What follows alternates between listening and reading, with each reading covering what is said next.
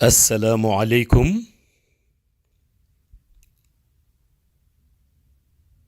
tabaarakallahu ñi ngi dellu si waat di ziyaare mbokk yu tedd yépp di leen ndokkeelaat ci weer bu tedd bi di shahru ramadan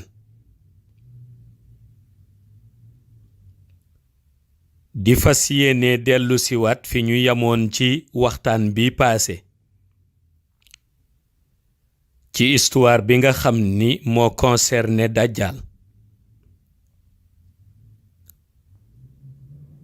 mu mel ni ñu ko waxe woon rekk bi yaayam décédé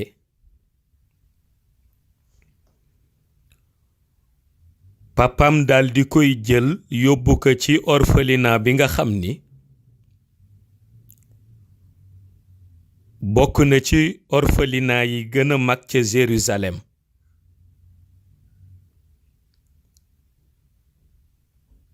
yàlla dogal bi ñu ko fondé ba léegi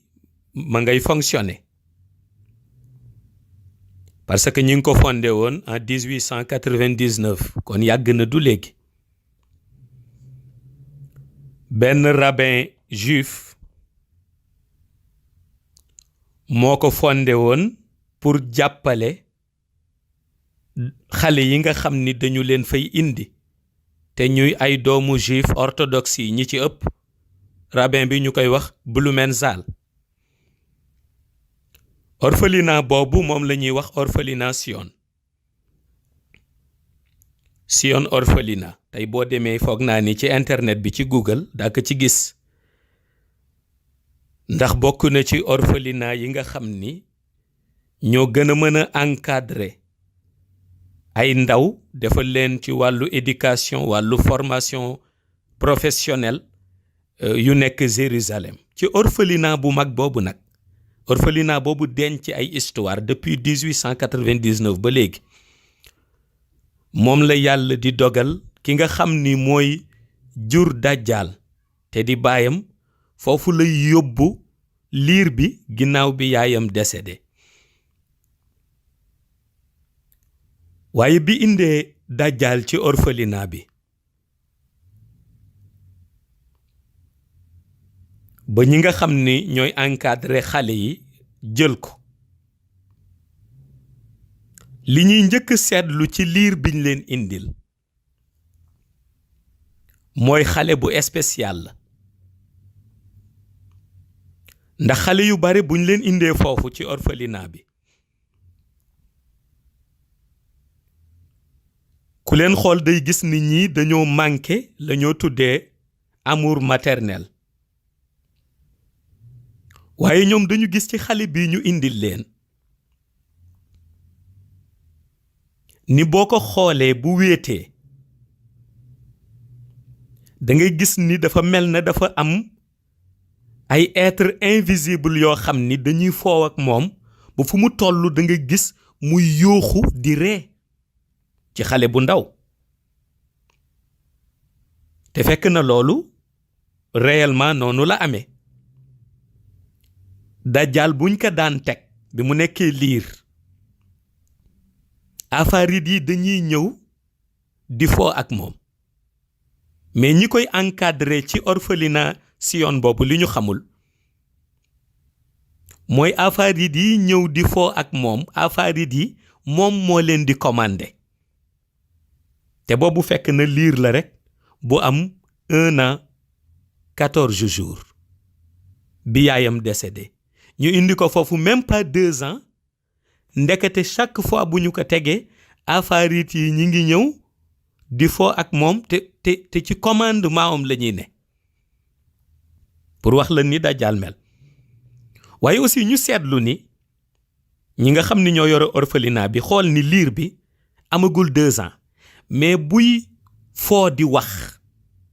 li ci ëpp dañuy gis ni buy génn ci gémmiñam li tubaab di tuddee ay gros mots lay génne ci gémmiñam mooy ay kàddu yu rëy bu doon fii ci Sénégal dañuy wax ni xale bi buy génne ci gémmiñam di wax ni muy jàngee wax mooy ay saaga lay jàngee wax te ñu gisit ni hébreu bu leer naññi lay làq ñu gis ni hébreu bu leer naññ lay làkk te bàyyi bi koy jur dégg na anglais dégg na hébreu mais moom duñu koy dégg moom xale bi muy wax anglais mais dañuy dégg muy làkk hébreu bu leer naññ mais ay gros mots lay génne ci langage bi. loolu gën a jaaxal ñi nga xam ne ñoo koy encadré ci orphelinat bi mais ñu seetluwaat beneen particularité ci moom particularité bi mooy dañu gis ni su ñuy jéem a defal xale yi ay exercice pour jéem leen éveiller moom dañuy gis ni li ñuy dessiner loo xale yi ñu toog di ko dessin wala di ko colorer ni ñu koy faral di defe pour éveiller seen mémoire mais dañuy gis ni moom bu ñu ko joxee crayon du bind dara du rëdd dara du dessin dara mais su ñi nga xam ni ñoo yore encadrement bi ci orphelinat bi dee def tour bi di xool xale yi ak seeni ay copie bu ñu ñëwee ci moom dañuy fekk lépp ñu def ko ni nga xam ni ñoom encadreur yi noonu lañ ko bëggee woon te gisuñu fu Dajjal laalee crayon wala fu mu jëlee gomme di gome dara wala fu mu jëlee kayit di defar dara kayit bi daal dana ko teg ci wetam di wax ay gros mots mais bu ñu ñëwee dinañu fekk lépp ñu defar ko loolu jaaxal leen aussi ci moom. beneen bi aussi ñu gis ni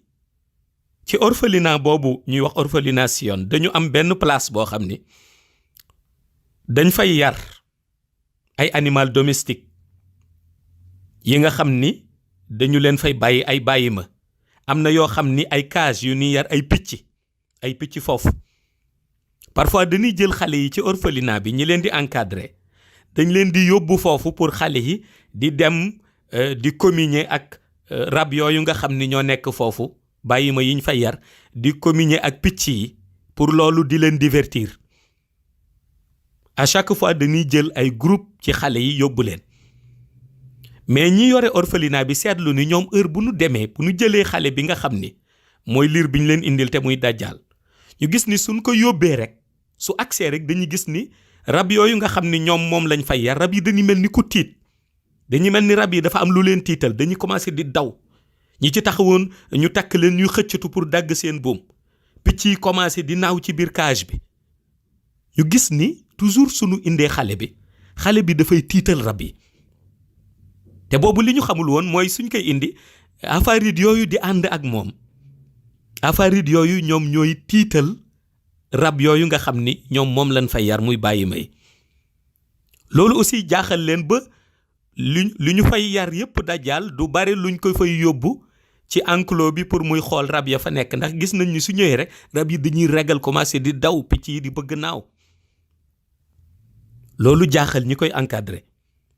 mais ñu seetluwaat it ni durée bi nga xam ni moom la fa liir boobu di Dajjal di nekke xale boobu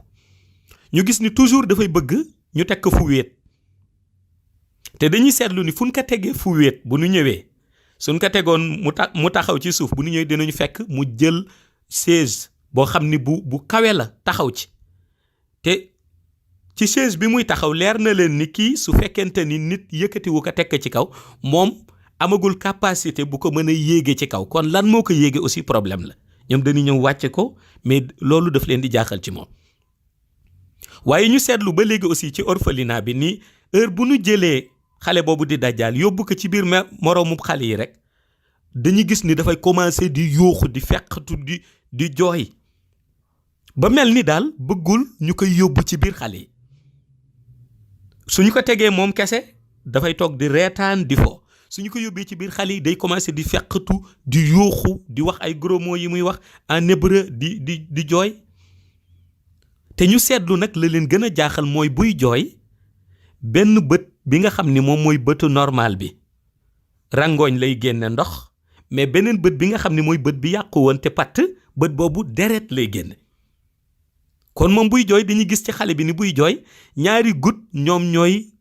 wadd ci kanamam benn goutte bi ndox la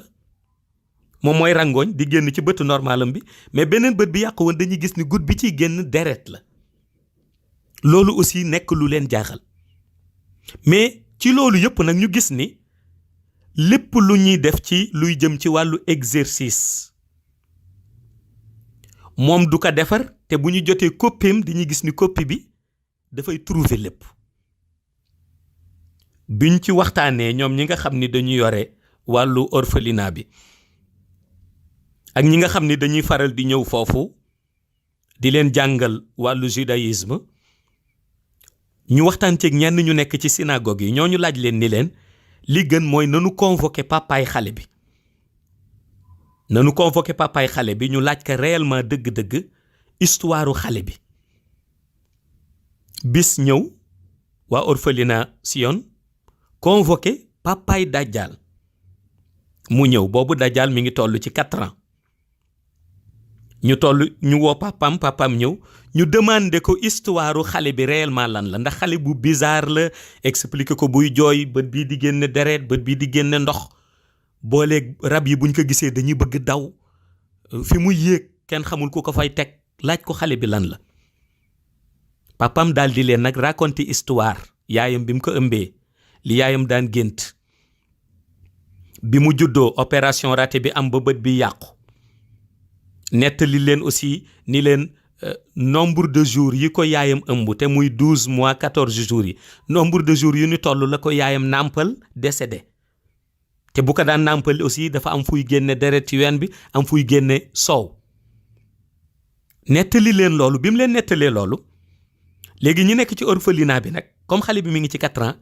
ñu demandé nag ni ñoom idée bi ñu am, ñu ni est-ce que xale bi kon du prophète. ñu ni est-ce que xale bi kon du prophète. te pourtant ñoom bu ñu xoolee la leen baayam nettali ak façon melokaan bi xale bi amee, lépp di jëm ci côté zulmaani yu lëndëm, ñoom li ñu waroon a jàpp mooy kii kat xëy na ci beneen domaine lay doon, waaye warul doon ci domaine lumière. waaye ñoom ñu def contraire bi, ñu ni est-ce que kii du prophète bi ñu leen doon wax. commencé nag di ko woowee Masia, muy le Messie. Dajjal bi mu amee 4 ans ci orphelinat Sion bi, waa orphelinat bi ñoo ko njëkk woowee Masia, commencé naan Masia, li araam naan almasih, mooy le Messie. ñu commencé Masia, maanaam jël léegi tur bi nga xam ni papaam tuddee woon na ko ak yaayam, muy turu famille am, ñu teg ko fële ba pare nag léegi di ko woowee nag Masia. mujj orphelinat bi ñëpp Masia la ñuy wax. waaye histoire bi ci am solo mooy le lendemain papaam bi mu fa ñëwee toog ak encadreur yi ak ñi nekkoon ci synagogue yi, mu nettali leen histoire Dajjal bi muy xale ak ba mu koy indi ci orphelinat bi li fa jot a jaar. le lendemain la papa bi nga xam ni moo jur Dajjal ñu fekk ko këram mu dee. ñoom dañu jàpp ni loolu yëpp coïncidence rek la, ñëw na démb ci orphelinat bi, le lendemain fekk nañ ko ci këram mu dee ci chambre am te kenn assassiné wu ko. ñoom li ñu xamul mooy Dajjal, boobu Dajjal 4 ans la am, moo assassiné papam mystiquement. parce que Dajjal li muy toog yëpp, boobu pourtant mi ngi ci 4 ans de, li muy toog yëpp di dégg papam di nettali histoire bi, moom bëggul ko nettali histoire am, bëggul ko dugg ci intimité am. bi papam defee loolu ba dellu ci la utiliser magie noire, te boobu 4 ans la am, utiliser magie noire détruire ruuxu papam, séparer ko ak corps bi, bàyyi corps bi mu nekk lu inerte. te loolu à distance la ko def. papam dellu na ci colonie juive ba, moom ma nga ca orphelinat Sion bi, te réaliser na lii. le lendemain ñu fekk papam mu dee, boobu Dajjal 4 ans la am. léegi nag mu des nag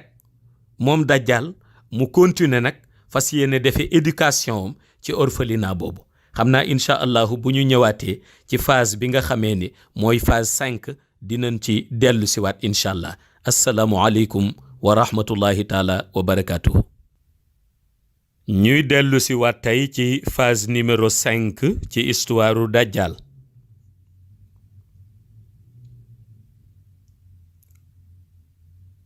mu mel ni ñu def jàngat ci ni ginnaaw bi nga xamee ni papam décédé na ci bi mu amee 4 ans ak la ca aju yépp ci waxtaan bi passé, waaye teewul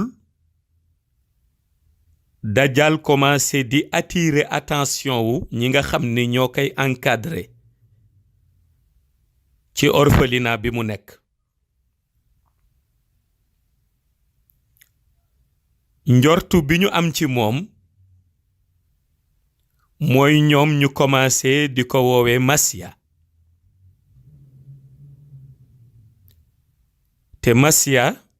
en hébreu mooy le Messie ci seen langage ñoom. boo gisee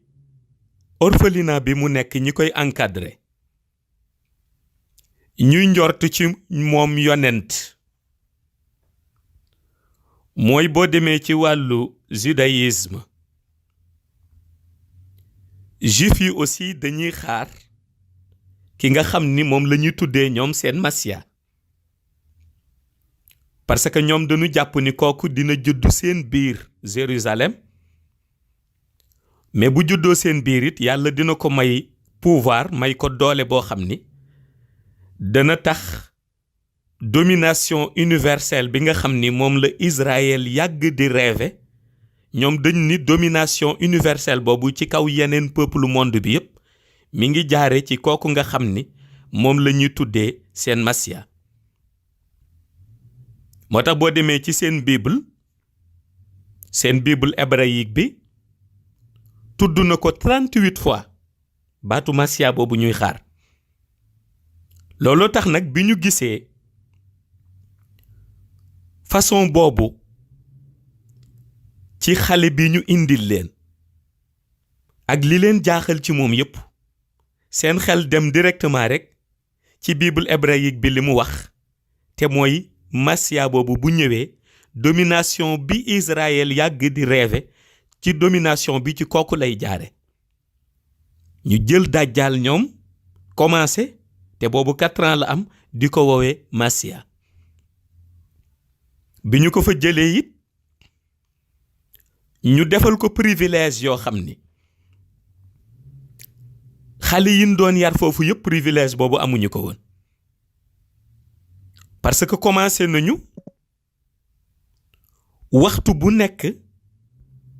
dañu koy encadrer encadrement bi dem ba ci privilège yu bare nga gis rekk moom kooku ñuy tuddee Masia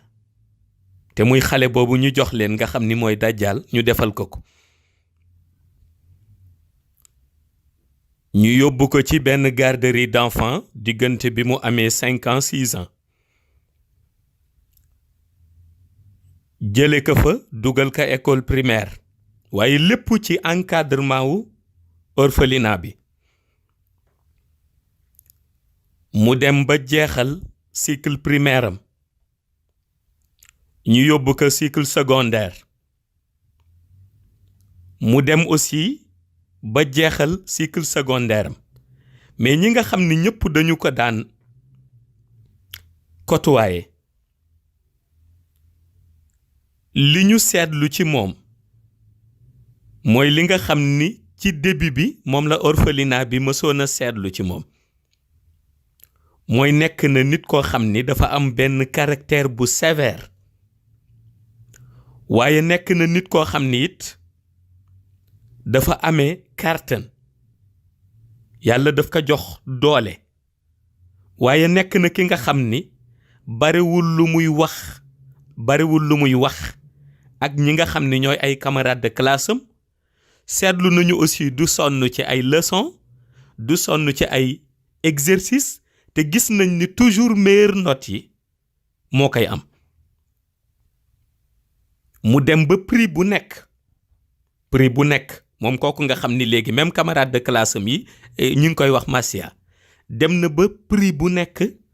dañuy gis ni suñu koy joxe moom lañ koy jox lu ñu def lu nekk mooy am meilleure note mais ñu bare dañ koy gën a approcher pour nekk xaritam mais gis nañ ni moom day rejeter ñu bare. Dajjal jàng na ci cycle secondaire ba jeexal benn xarit la amoon bu mu daan àndal benn xarit boo xam ni gis nañ ni à chaque fois kooku lay waxal te xarit boobu lu muy wax ak moom yépp am na ci côté yoo xam ni daf ci réservé woon di wax ak xarit bi mooy xarit bi demandé na ko bëtam bi lu ko indi nangu ko leeral demandé na ko pourquoi mu am maîtrise ci lépp li nga xam ni wër na ko ni muy trouver mais nangu ko ci leeral dara. demoon na ba xaritam bi di wax yeneen moroomam ni leen moom kii ñuy wax Massia xaritam la mais lu ko jaaxal nangu ko wax dara ci vie privée lu mu ko ci laaj rek daf koy wax waxin bu gàtt daal di ci pare. moroomam yooyu nag di wax xarit bi nga xam ni mooy faral ànd ak dajjal bi muy nekk ci cycle secondaire ni ko peut-être handicapam bi moo ko dérangé mooy benn bëtam bi. ñu ni peut-être handicap boobu moo tax xëy na lu bari du ko bëgg di wax mais fekk na boobu yeneen raison moo taxoon waaye teewul rek moom mu continuer di ci ànd ak moom ba dajjal di jeexal cycle secondaire daal di dugg nag ci université yi nga xam ni tey jii mën nañ ni moom bu demee ba ñu xàmme ko diplôme yi ñu ko xamee yépp ci université yooyu la ko amee. diplôme bi ñu gën a miin bi mu am pour wax la ni ko yàlla joxe woon xel ak maîtrise ci li muy jàng mooy dem na ba am master en ingénierie électrique mu am ko léegi nag ñëpp xam ni bokk na léegi ci cadre yi nga xam ni Israël commencé na di leen bàyyi xel waaye loolu yëpp benn bis rek xarit bi mu yàgg di àndal cycle secondaire bi mësu ko woon invité seen kër parce que nee na comme kii ñuy wax Massia dafa am réserve tuuti ci digganteeg moom ñemewu ko invité seen kër ba benn bis rek xarit bi proposé ko fekk dajal dem na ba jël na léegi logement boppam bu muy fayal boppam waaye teewul ba léegi orphelinat bi ñoom dañ koy topp parce que ñoom li ñu jàpp ci bible bi li mu répété 38 fois ci seen Massia boobu ñoom dañu jàpp ni melokaan yooyu la ñu gis ci xale bi ñu indiloon leen kon moo tax ñoom ñu ngi koy topp à distance di ko xool xarit bi invité ko bi ko xarit bi invité dajal ànd ak moom ñu dem seen kër benn dimanche ñu yendu fa waaye xaritam papam lieutenant la ci armée Israël papam ñëw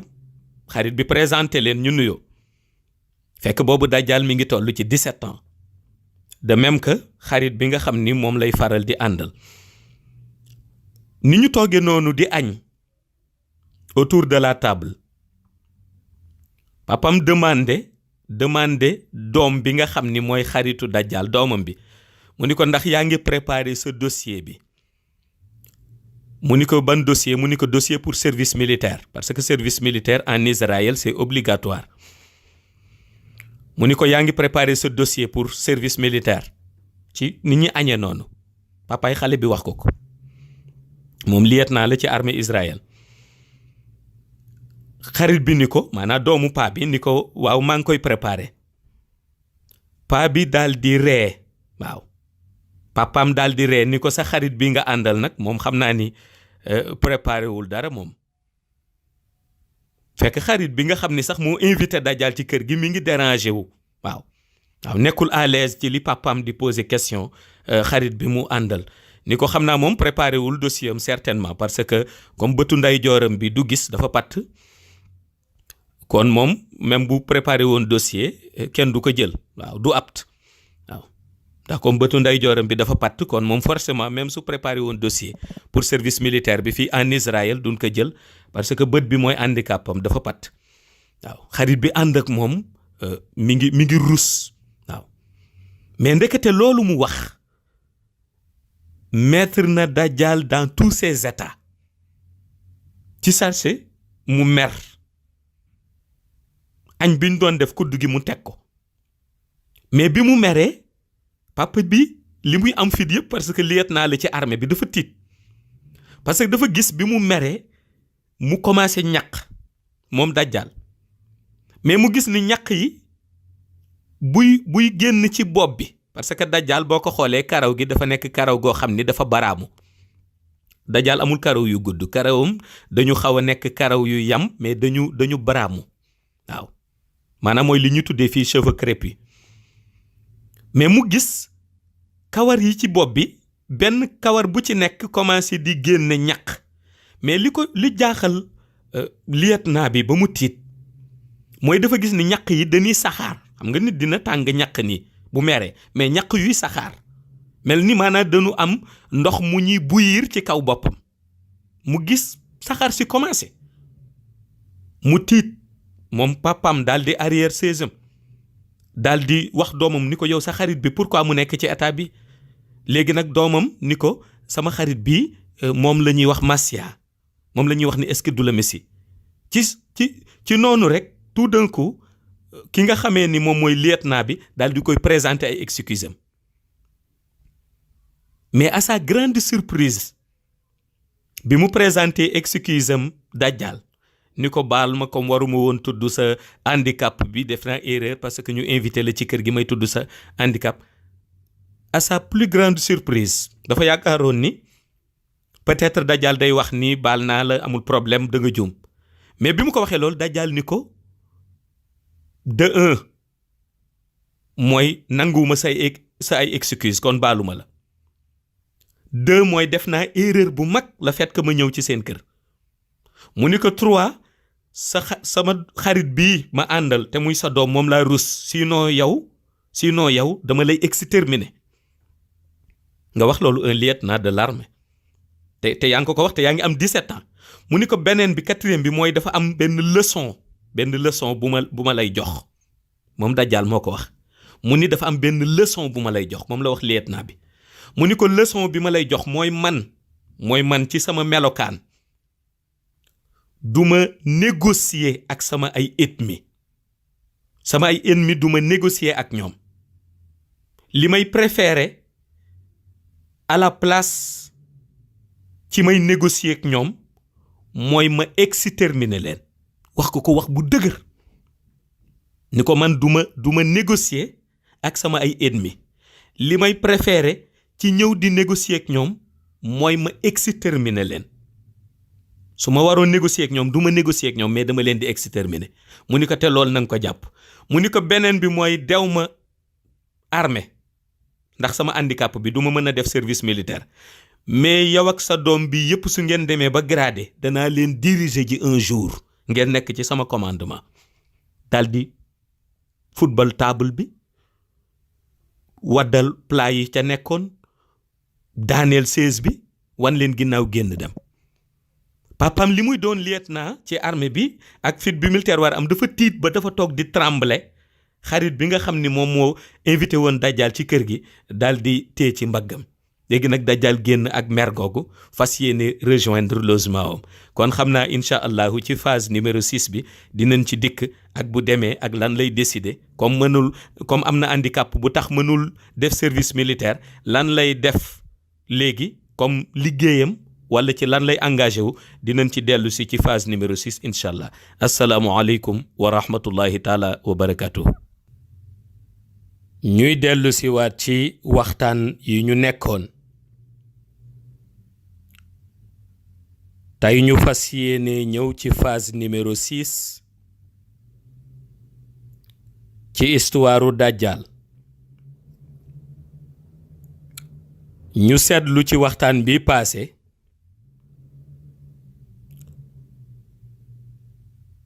bi mu génnee moom Dajjal ak mer mu metti ci kër xaritam boobu nga xam ni moo ko invité woon déjeuner te mu mer ba wax fa baat yam fa wax ci papaay xarit bi te papaay xarit bi di lieutenant ci armée Israël. Dajjal systématiquement dafa dellu ci logement am mais bi mu delloo rekk mu daldi jël téléphone portable am woo xarit bi nga xam ni ci seen kër la jóge wax ko ni ko à partir d'aujourd'hui bu mu ko adressé ti la parole bu mu wax ak moom bu mu ko woowati téléphone bu mu ko seeti parce que invité na ko mais la mu vivre tey seen kër loolu humiliation bu mag la ci moom xarit bi jéggalu ba sonn mais ni Dajjal defoon papaam ci kanamam mu defaat ko ci téléphone te mooy ni du nangu ay excuse am parce que moom mu ni à partir d'aujourd'hui mu ni ay ennemi la leen jàppe te nee na moom dafa bokk ci logique am nee na du négocier mukk ak ki nga xam ni ennemi la waaw au contraire kay daf koy éliminer waaw xarit bi nag xam ni comme ñoom ñoo koy tuddee Masia te am na lu mu jot a dégg ci wàllu messie ak seen pouvoir mystique surtout mu daal di ragal bi mu ragalee papam daal di koy wax ni ko loolu sax moo gën na couper les ponts ak moom xarit ba fa la jaare bàyyi ko te Dajjal benn xarit boobu la amoon léegi nag Dajjal commencé di réfléchir ci avenir am ndax nekk na élève bu brillant am na ay diplôme universitaire mën na tey ji liggéey fu nekk fu ko neex waaye mi ngi xool lan la war a def choix am te boobu mi ngi ci 17 ans mais mu xalaat ba yàgg rek mu mel ni dañ ko wax ci xelam ni ko est-ce que doo dem ci synagogue bi ñuy tuddee synagogue Hurva nga xam ni mi ngi nekk Jérusalem ñu ni ko soo ca demee di nga fa fekk ay juif orthodoxe yoo xam ni dañu fay nekk am na ay kilifa yit yu fa nekk est-ce que doo dem rek seeti foofu la fa nekk loolu dañ ko mel ni dañ ko ilham dafa mel ni dafa am ku ko wax te comme moom Dajjal xam na ni fu mu toll day ànd ak ay force invisible ci afarid yi mu jàpp ni xëy na kon proposition wu ay camarade am la ndax léegi ñooñu la jàppee xarit mu daal di solu comme ni nga xam ni ñoom noonu la ñuy solo muy seen tunique yu noir yi jël benn chapeau daal di takk daal di génn jël ay verre noir fumé takk daal di génn nag jubal ci synagogue boobu ñuy wax synagogue Hurva daal di agsi dem dugg ci biir bi mu dugg see mi ngi fekk ñetti juif orthodoxe ñi ngi toog wër benn góor goo xam ni moom it juif la waaye góor gu mag la ndax sikkim baa ngi weex d'après ni ko Dajjal gisee xam na ni kii moom mooy diriger synagogue bi moo yore caabi ji mooy tëj Dajjal dugg si daal di jël place toog commencé ferankulaay ay tànkam di def ay méditation waaye li muy def méditation yépp mi ngi gis góor gi nga xam ni moo toog te ñett wër ko ci ay juif góor gi di ko bàyyi xel rek muy def méditation ba yàgg rek góor gi daal di jóg fa mu toog daal di ñëw ci wetu Dajjal te mi ngi am 17 ans te c'est la première fois mu dugg ci si synagogue boobu di synagogue Hurva bi góor gi ñëwee góor gi yëkkati ñetti livre sacré boo demee seen synagogue yi en Israël loolu moom d'habitude da nga ko fay fekk da ngay fekk ñu teg fa Bible teg fa évangile teg fa Coran loolu boo demee ci seen synagogue yi da nga ko fay fekk moo tax ngay dégg ñu ni juif yi bokk nañu ci xeet yi nga xam ne ñoo gën a ñeme jàng ñetti téere yooyu yëpp dañ koy jàng am na si ñoom sax ñoo xam ne dañuy jàng Zabour mais seen synagogue yu mag yi boo ci dugg da ngay fekk ñu teg Bible teg évangile teg Coran góor gi ñëw ba ci wetu Dajjal fekk mi ngi ferankulaay di def méditation mu teg ñetti livres yi ci wetam delluwaat toog di ko xool Dajjal jël livre bi ñoo tuddee Bible daal di koy tijj daal di feuilleter page yi bu gaaw xool la mu cay xool tegaat daal di jëlaat beneen livre bi nga xam ni mooy évangile daal di tijji daal di feuilleter page yi nu gaaw daal di tegaat góor gi nga koy xool rek bi mu agsee ci alxuraan Dajjal daal di jël livre bi daal di feuilleter page yi benn góor gi di ko xool moom Dajjal mu jàpp loxoom daal di tëb page yu bare ci Coran bi te defu ko woon ci yeneen ñaari livre yi daal di tëb page yu bare ñëw ba ci dernière page bi tijj xool tëjaat yëkkati yeneen page yi feuilleter daal di tëj daal di teg góor gi daal di jóg fi mu toog ñëw ba ci fi Dajjal toog ci biir synagogue bi ci palaasam góor gu mag góor gi dee ko ni ko bi ngay tijji bible feuilleté nga page yëpp bi ngay tijji évangile feuilleté nga page yëpp mais lu tax Coran bi nga ci accès mu am page yow ngëpp tijji woo ko ba yàgg nga tijji dernière bi ba yàgg nga yër tëjaat Coran da nga am ak moom problème wala lan la mu ni ko parce que bu dee fii ñun dañuy maîtriser ñetti livre sacré yëpp parce que mooy tax bu ñu bëggee dialoguer ak ñuy wax ay musulman la ñu mën a dialoguer ak ñoom suñu jàngul seen livre kon duñu mën a dialoguer ak ñoom Dajjal ni ko dëgg la waaye dafa am ci livre bi ñaari côté yu may déranger muy Coran góor gi ni ko ban la mu ni ko benn bi mooy bi ñuy wax sóoratul fatxi bëgguma ko jàng mu ni ko beneen bi mooy bi ñuy wax sóoratul kaafi bëgguma ko jàng góor gi ni ko lu tax mu ni ko sóoratul fatxi dafa am baat yu ma ciy déranger donte du yëpp mu ni ko de même que aussi sóoratul kaafi dafa am baat yu ma ci déranger mais du yëpp góor gi ni ko kon te nga jox ma xool ba xam ndax dinaa xam baat yi lay ci déranger walla Dajjal tontuwu ko góor gi comme moo ko joxoon ñetti livre sacré yi di bible évangile ak Coran góor gi jëlaat ñetti livre yi dellu toog fi mu toog góor gi tijji systématiquement sóoratul fatxi ba léegi ñeneen ñaar ñi toog ci wetu góor gi di ko xool ñi ngi toog Dajjal mi ngi toog continuer méditation bi góor gi tijjee sóoratul fatxi muy jàng ni ngeen ko xamee bismillahi rahmaani rahim inna fatahnaa lak fathan mubina góor gi di jàng Dajjal a ngi sëgg rek ci méditation ni pat bi góor gi di jàng bay waaj a jeexal saar bi mu dem ba ci muhammadun rasulullahi wallazina ma'ahu ashiddaa'u alal kufaari rek Dajjal yooxu bu metti boo xam ni dafa mel ni ngelaw dafa dugg ci synagogue bi dafa mel ni dafa am brise bu am doole bu dugg ci synagogue bi ndax ci yooxu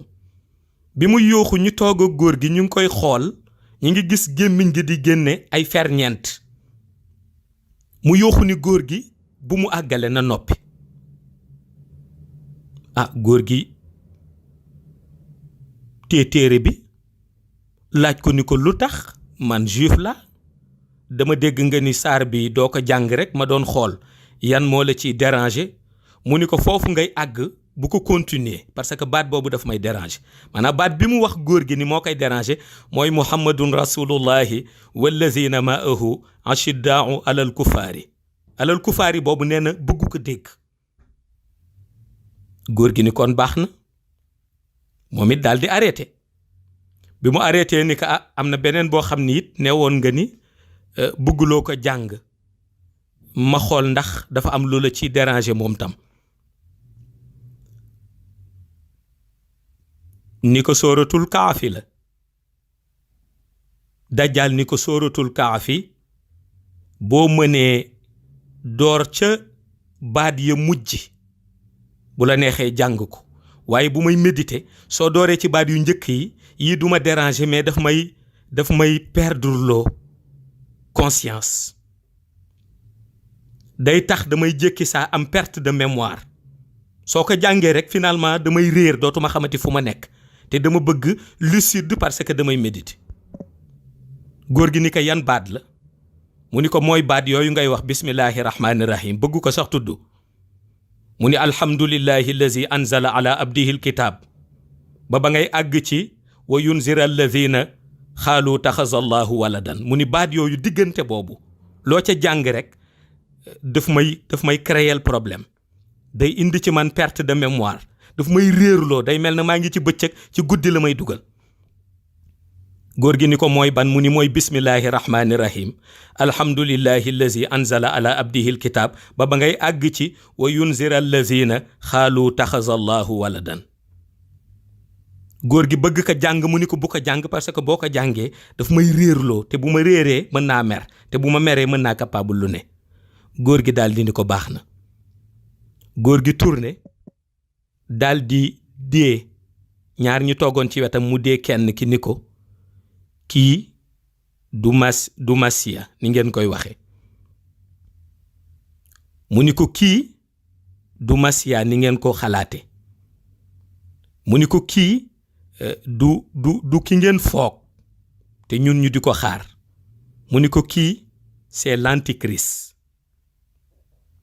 mu ni ko kii mooy ki nga xam ni moom lañ doon wax ci Bible ni c'est l'antichrist yéen nag da ngeen koy jaawale ak masiya. góor gi dégg ki mu toogal Dajjaal a ngi toog na le mais ki mu toogal